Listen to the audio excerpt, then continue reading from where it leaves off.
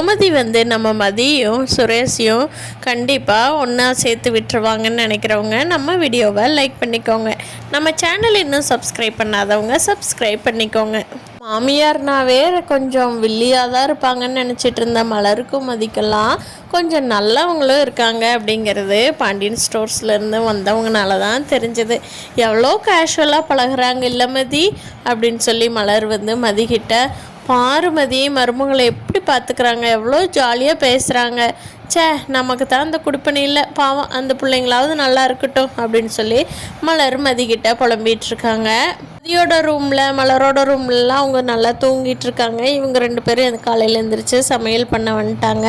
அப்போது கோமதி எழுந்திரிச்சு வர்றாங்க. என்னம்மா இவ்வளோ நேரத்துலேயே எழுந்திரிச்சிருவீங்களா? நைட்டே நான் உங்களை தூங்குறதுக்கே லேட் பண்ணி விட்டுட்டோம், அப்படி இருந்தும் தூங்கணும் இல்லைம்மா, இவ்வளோ சீக்கிரமாக எழுந்திரிச்சிட்டிங்க, ஒரு 6 மணிக்கு எழுந்திரிச்சு வேலை செஞ்சால் போதும்மா அப்படிங்கிறாங்க. இல்லைங்கம்மா நாங்கள் இப்போவே செஞ்சால் தானே காலையிலத்துக்கு எல்லாத்துக்கும் டிஃபனு மத்தியானம் லஞ்ச் கட்டி கொடுக்கறக்கெல்லாம் கரெக்டாக இருக்கும்மா அப்படின்னு சொல்லி மலர் சொல்கிறாங்க. என்ன மலர் இப்படி தான் டெய்லியுமே ரொட்டீன் ஒர்க்கு போயிட்டுருக்குதா அப்படின்னு கேட்குறாங்க. அதுக்கு மதி சொல்கிறாங்க, ஆமாம் இப்போ தான் நான் கொஞ்சம் ஹெல்ப் பண்ணுறேன், இல்லைன்னா ஒத்தையாளாகவே செஞ்சிட்டு இருந்தாங்க. எப்படி தான் மேனேஜ் பண்ணுறாங்களோ, எதுத்தும் பேச மாட்டாங்க, இதில் இடைக்கு கூப்பிட்டா கூட அப்படின்னு சொல்கிறாங்க.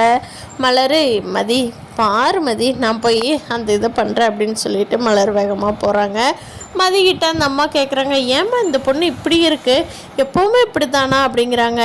ஆமாங்கம்மா எப்போவுமே இப்படி தான் மலரக்கா, யார் என்ன வேலை சொன்னாலும் தயங்க மாட்டாங்க, தட்டி கழிக்க மாட்டாங்க, வேண்டான்னே சொல்ல மாட்டாங்கம்மா. இவங்களை எப்படி மாற்றுறதுன்னு நானே இப்போ தான் யோசிச்சுட்ருக்குறேன் அப்படிங்கிறாங்க. போகிறப்போ அவங்க பெரியவங்க 2 பேர்த்திட்டும் சொல்லிட்டு போகிறேன், உங்கள் மலர் ரொம்ப நல்ல பொண்ணாக இருக்கிறா, அவளை இது பண்ணி விட்டு நீங்களே பேசாமல் வெள்ளியாக்கிறாதீங்க, அந்த பொண்ணு அவ்வளோ நல்ல பொண்ணாக இருக்குது. நீங்கள் வேலை சொல்லி சொல்லி சொல்லி சொல்லி ஒரு நாள் அந்த பொண்ணு இந்த வீட்டை விட்டு போயிடுச்சுனா தான் உங்களுக்கு அந்த அருமை தெரியுங்கிறத நான் புரிய வைக்கிறேன்மா, அப்போ தான் அவங்களுக்கு மலரோட அருமை தெரியும் அப்படிங்கிறாங்க. இல்லைங்கம்மா நீங்கள் அதை சொன்னால் கூட அவங்க புரிஞ்சிக்க மாட்டாங்க, மருமகனா இப்படி தான் அப்படிங்கிறது அவங்க மைண்ட் செட் பண்ணி வச்சுருக்காங்க அப்படிங்கிறாங்க. ஏம்மா என் மருமகளும் தானே இருக்காங்க, 2 பேர் பார்க்குறையில போகிறாங்க வர்றாங்க, கிச்சன்லேயும் ஹெல்ப் பண்ணுறாங்க, வேலைக்கும் போகிறாங்க, முழுக்க அவங்க தலையிலேயே கட்டிட்டு நம்ம உட்காந்துருந்தா எப்படிம்மா, நம்ம சாப்பிட்ற சாப்பாடு அந்த கடவுளுக்கே அடுக்காதுமா அப்படின்னு சொல்கிறாங்க. நீங்கள் கேட்குறக்கு நல்லாதாம்மா இருக்குது, ஆனால் இங்கே வீட்டில் இருக்கிறவங்க கேட்கணுமே அப்படிங்கிறாங்க. ஆமாம் ஒன்றும் இல்லாத அந்த தங்கராஜுக்கே இந்த பில்டப் விட்டாங்க, நான் போகிறதுக்குள்ளே எப்படியாவது இதையெல்லாம் என்னால் முடிஞ்ச வரைக்கும் சரி பண்ணுறேம்மா, மலர் பாவம்மா, அவள் பார்த்தாவே பாவமாக இருக்குது அப்படின்னு சொல்கிறாங்க. ஆமாங்கம்மா உங்களால் முடிஞ்சதை செய்யுங்க, நானும் என்னால் முடிஞ்சதை பண்ணுறேன், மலரக்கா நல்லா ரெஸ்ட் எடுக்கிறதுக்கு நம்ம தான் ஹெல்ப் பண்ணணும் அப்படின்னு மதியும் கோமதியும் பேசிக்கிறாங்க. போகிறதுக்குள்ளே வாழ்க்கையும் கரெக்ட் பண்ணி வச்சுட்டு போகிற அப்படிங்கிறாங்க. மதி சிரிக்கிறாங்க, வைக்கப்படுற மாதிரி லைட்டாக சிரிச்சுட்டு அமைதியாகிடுறாங்க. காலையில் வேலை கிளம்புற சுரேஷ் வந்து மதிக்கிட்ட எனக்கு லஞ்ச் பேக் பண்ணிட்டியா அப்படிங்கிறாங்க. இன்னும் பண்ணல சுரேஷ், இந்த இப்போ போய் பண்ணுற அப்படின்னு சொல்லி மலர் வேகமாக போகிறாங்க. அண்ணி இருங்க மதி பண்ணுவான் எனக்கு அப்படிங்கிறாங்க. ஐயோ எல்லோரும் இருக்கிறதுனால எதுவும் பேசலை, போய் பேக் பண்ணி கொடுத்து கொஞ்சம் சந்தோஷமாக தான் வழி அனுப்பி வைக்கிறாங்க.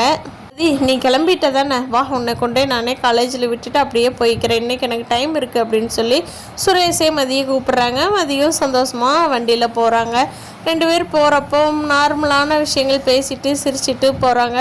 மதிக்கு என்னடா அது இவ்வளோ ஆச்சரியமாக இருக்குது, இப்படிலாம் இவருக்கு சிரிக்க தெரியுமா, அவங்க அத்தை பொண்ணுக்கிட்ட சிரித்ததை பார்த்தது தான், பரவாயில்லையே நம்மக்கிட்ட சிரிக்கிறாரேன்னு மதியம் கொஞ்சம் சைட் அடிச்சுட்டு போகிறாங்க சுரேஷை.